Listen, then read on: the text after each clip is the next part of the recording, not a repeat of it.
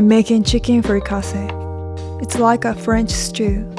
Vegetables will shrink, so I recommend cutting everything into larger pieces. Season the chicken on both sides. Place the chicken skin side down and cook until the skin is brown on both sides.